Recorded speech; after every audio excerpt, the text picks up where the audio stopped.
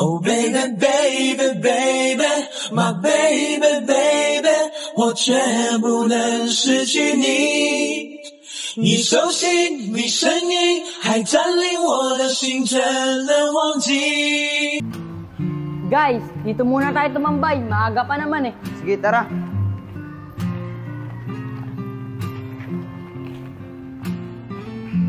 Asi, malapit na birthday mo ah. Saan gaganapin? Baka naman Asi, swimming tayo. Hindi ko nga alam eh. Pero may problema ako. Uuwi kasi si mama ngayong linggo. Pero hindi naman sigurado. Yun naman pala eh. Uuwi si tita.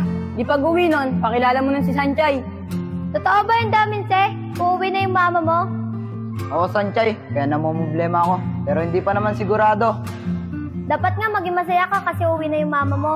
Bakit ka pa namumblema? Sanchay, sobrang higpit kasi ng magulang ni Asi. Kasi simula bata pa lang kami, kilalang kilala ko na yun. Oo, Sanchay. Totoo yun. Sobrang higpit ni mama. Kaya marami ka talagang hindi nalalaman tungkol kay mama. Eh paano yan? Pag umuwi pala yung mama mo, hindi na tayo makakapagkita.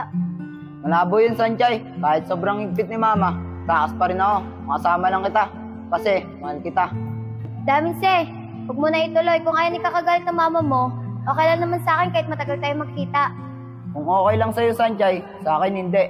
Isang araw pa nga lang kitang hindi nakikita. Namimiss ka agad kita. Basta, huwag mo munang isipin yun. Ang malaga, masaya tayo ngayon. Tama ka Asi, huwag muna natin isipin yun. Ang isipin natin ngayon, maging masaya. Di naman natin alam eh, kung tutuloy bang umuwi si tita. Basta mga tol, sa birthday ko, hindi ko alam talaga kung saan gaganapin. Okay na yun Asi, kahit saan ganapin yung birthday mo, basta ma-celebrate natin. Tara na, uwi na tayo. Tara. Tara.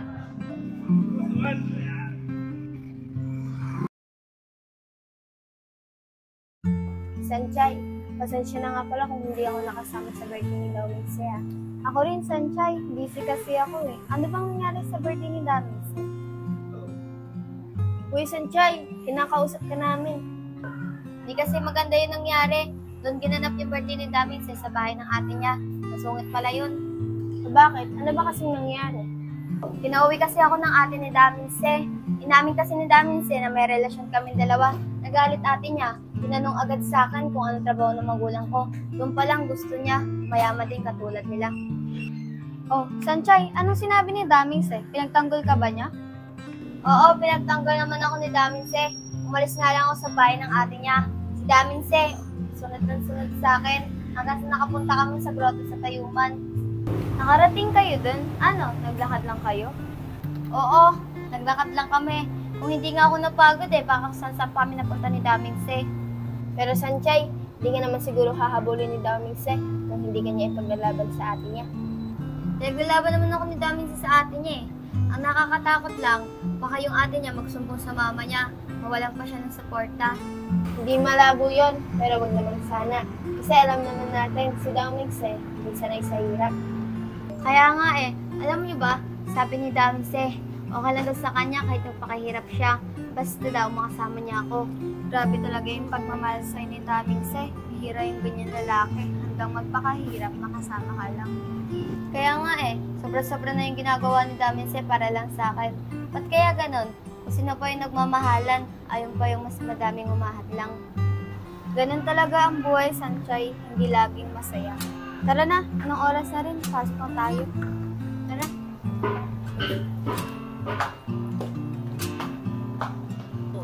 Asi, nabul namin kayo kagahapon nila Leia. Kaso, di namin kayo naabutan. Saan ba kayo pumunta ni Sanchay? Sa grotto ng Tayuman. Kakasunod ko sa kanya kung saan na kami napunta. Buti nga napagod siya. Kung hindi pa siya napagod, kung saan na kami napunta. Asi, di nga namin nakain yung pina-order mo eh. Kasi yung pag-alis nyo, sumunod agad kami sa inyo. Asi, pagdun si Ate Jeje, sabay namimili sa ng girlfriend mo. Baka inutusan lang yun si ate ni mama. Alam niyo naman si mama, ayaw sa mahirap. Oo, Asi, alam namin yun. Kaya nga sinabi ko agad kay Ate Ke na may business yung tatay niya kahit wala naman. Asi, ilihim na lang natin na mahirap sila Sanchay. Para pagdating ng araw na may kasal na kayo, tsaka nilang malalaman. Wala na silang magagawa doon. Kasal na kayo eh. Asi, tama nga si Mitsu. Sige mga tol, ganoon na lang gawin natin para hindi nila ilayo sa akin si Sanchay. Ma'am, dito na pa yung bahay ni Sanchay. Ganun ba? Sige, tara na.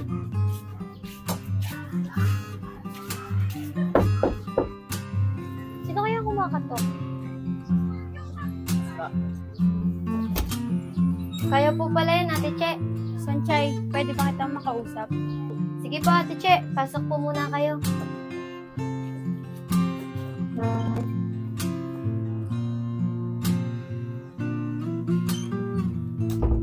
Sige po, Ate Che. Upo po muna kayo.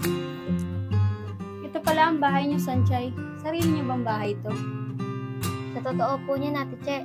Nangungupahan lang po kami dito. Akala ko ba businessman ng mga magulang mo? Eh bakit nakatira kayo sa maskip na bahay na to? Ate Che, ang totoo po niyan, hindi po totoo yung sinasabi nilang may businessman yung mga magulang ko. Ang totoo po, yung tatay ko po, wala pong maayos na trabaho. Ang nanay ko naman po nagtitinda lang ng isda. Sabi ko na nga ba eh, dahil pinaimbestigahan kita sa tauhan ko. Pero maiba tayo. Alam kong kailangan ng pamilya mo ng pera. Oo, perang kita ng kalahating milyon. Layuan mo si Dowming. Ate Che, hindi ko naman po kailangan ng pera eh. Mahal ko po talaga si Daming Se. Alam mo, Sanchay, hindi ka nababagay sa Dowming family. Kaya kung ako sa'yo, tanggapin mo na lang yung ino-offer ko sa'yong kalahating milyon. Ganyan pa talaga kayo mayayaman? Tinatapatan niyo ng pera kami mahihirap?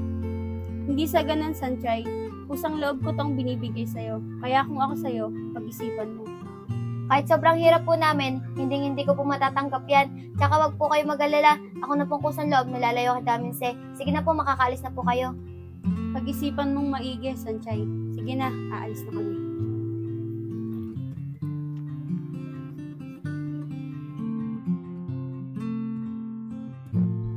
Benz, ayun si Daming Se, pumasok sa dali. Tara, abangan natin lumabas.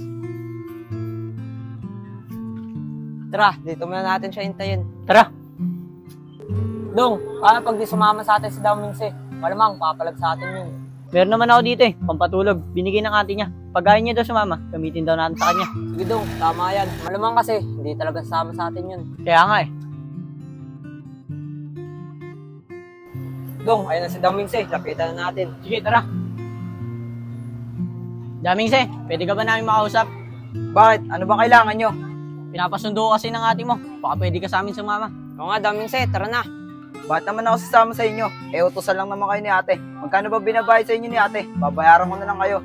Sige na kasi, Daming Se, sumama ka na sa amin. Hindi ako sasama sa inyo. Tara, buhatin na natin to. Sakay natin sa tricycle. Sige, tara.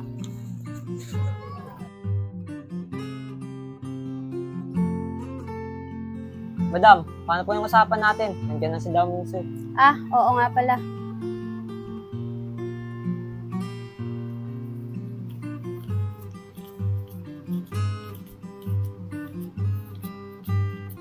O, eto, 12,000. Dinagdagan ko na yan ng 2,000. Dong, tando na naman tayo. Dadagdagan ko yan ng 10,000. Dalhin niyo dito si Sanchay. Dong, dadagdagan daw ng 10,000. Dalhin daw natin dito si Sanchay. Benz, napaka-basic. Madam, baka pwedeng bayaran mo na kami para makapaghati na kami. Walang problema yan. O, eto ang 10,000. Basta siguraduhin yung madadala niyo dito si Sanchay. Walang problema, madam. Paano? Dito na kami. Tara na, Dong. O, Dong, tikonsimil tayo. Tara, bilisan natin. Dalhin natin si Sanchay para mapagbar na tayo. Sige, tara. Erika, halika. Tumabi ka sa akin. Sige po, Ate Che. Nakausap ko yung parents mo nung nakaraan. Kayo pala ang may-ari ng Shinwa Company. Opo, Ate Che. Mga magulang ko po yung may-ari nun. Yan ang nababagay sa Dowming family. Hayaan mo, paggising ni Dowming Se, papakilala agad kita sa kanya. Sige po, Ate Che. Sana po magkasundo po kaming dalawa. Huwag ka mag-alala, Erika. Akong bahala. Ate, ba't mo ako pinauwi dito? Tsaka nasan yung dumukot sa akin? Yung dalawang lalaki. Bibigyan ko lang ng leksyon. Manahimik ka, Asi. Siya nga pala si Erika. Papakilala ko siya sa'yo. Ang mga magulang niya ay may-ari ng Shinwa Company.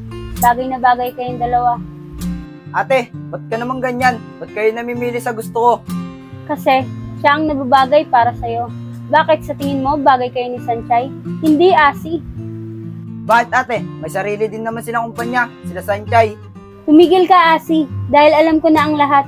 Galing ako sa bahay nila Sanchay. Ang tatay niya ay walang maayos sa trabaho. At ang kanyang nanay naman ay nagtitinda lang ng isda. Sa tingin mo, bagay kayong dalawa? Mas bagay kayo ni Erica dahil parehas kayong may marangyang buhay. Madam, dito na po si Sanchay. Paano madam? Dito na po kami. Sige, maraming salamat sa inyo. Sanchay, maupo ka. Sige po, madam.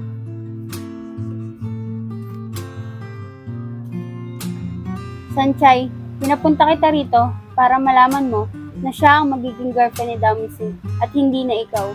Sanchay, huwag kang maniwala kay ate dahil hindi kita ipagpapalit kahit anong gawin niya. Asi, tumigil ka. Sanchay, tanggapin mo na lang na si Erica na ang bago magiging girlfriend ni Damising. Bagay silang dalawa dahil pareha silang may marangyang buhay. Daminse, tama yung sinasabi ng ate mo. Langit ka, lupa ako. Kaya makinig ka na sa ate mo. Sanchay, huwag kang maniwala sa sinasabi nila. Tara na, malis na tayo dito. Asi, bastos ka talaga ah. Erica, pasensya ka na kay Azi ah. Kayaan mo, kakausapin ko siya. Magiging okay din kayong dalawa. Wala po yan, Ate Che. Sige po, dito na po ako. Sige, mag-iingat ka. Ikamusta mo na lang ako sa mga magulang mo. Sige po.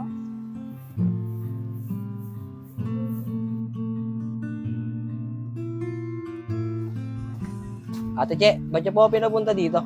Oh, andiyan ka na pala, Lay. Maupo ka. Sasabihin ako sa'yo. Nabalitaan ko pala na pinagseselosan ka ni Asi kay Sanchay. Ate Che, yung mga nakaraan pa po yun. Pero okay na po kami ni Asi ngayon. Tsaka magkaibigan lang po talaga kami ni Sanchay. Kilala kita, Lay.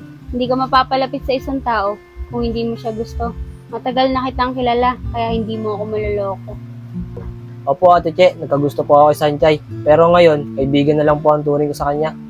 Bakit hindi mo tinuloy, Lay? Sayang naman, bagay kayo ni Sanchay. Hindi kasi sila bagay ni Daomingse. Ate Che, mahal na mahal po niya si Sanchay, kaya di ko po siya kain taluin.